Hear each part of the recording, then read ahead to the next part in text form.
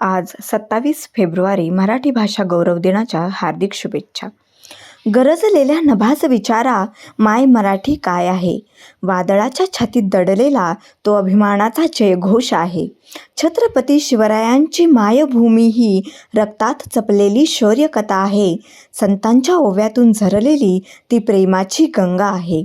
ज्ञानेश्वरांची ओवी, तुकारामांची अभंगवाणी, शिवबांच्या तलवारीची ज्वाला आणि आईच्या कुशीतली माया, हीच माय मराठी आहे. ही भाषा नाही फक्त शब्दांची, ही अस्मितेची ओळख आहे.